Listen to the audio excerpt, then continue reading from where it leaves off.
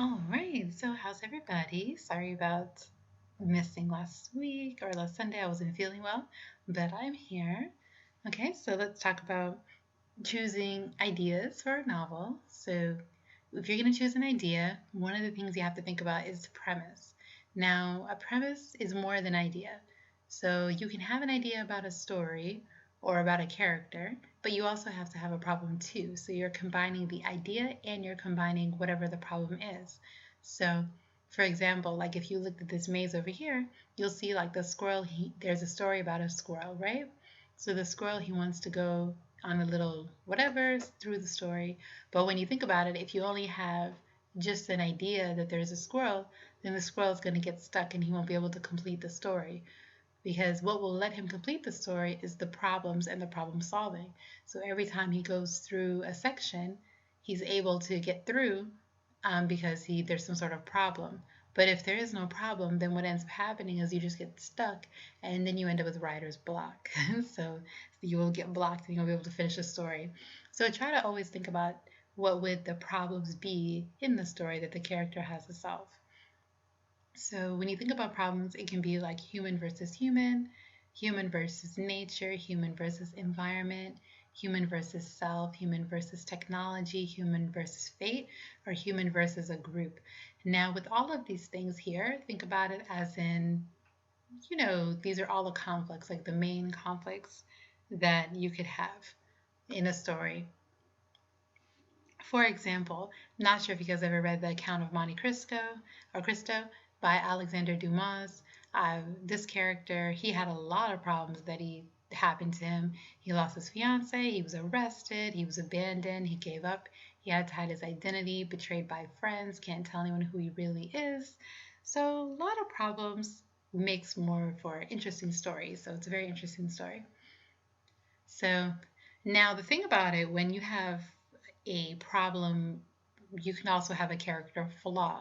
And the character flaws are the kind of like the catalyst that will end up creating the character into continuing on with the story.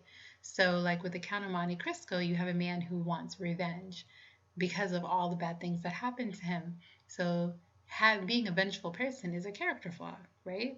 So, because of that character flaw, he makes a mistake to say that, or his not mistake, but his goal in the story is to get revenge because of that.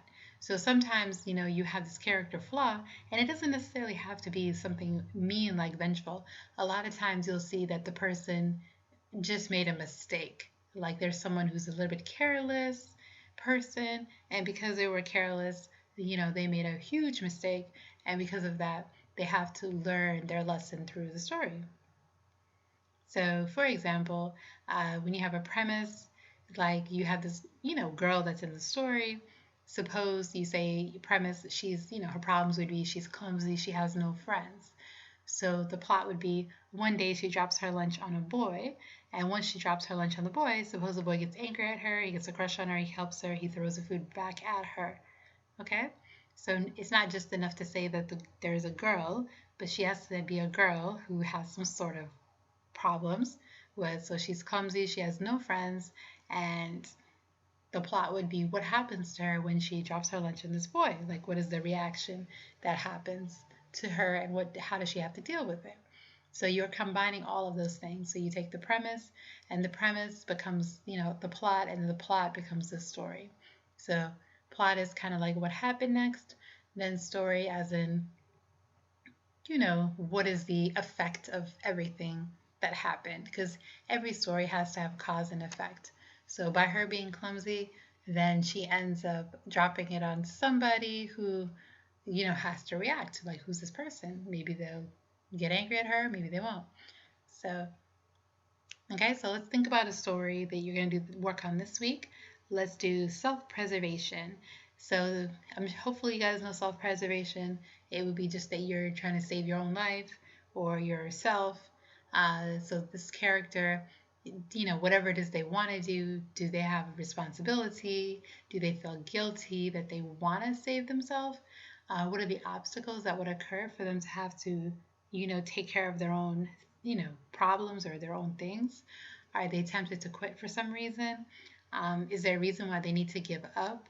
How do they save themselves? What is it they need to do to save themselves? Um, so it doesn't necessarily have to be a dangerous situation. It could be a dangerous situation, of course, but at the same time, it could just be like an everyday problem. It's up to you on how you want to do it. But just think about a situation where the character is like, oh my gosh, I have to take care of me right now. I can't, and they have to make that choice. So sometimes that's a hard choice to make, that you're going to take care of you instead of taking care of somebody else.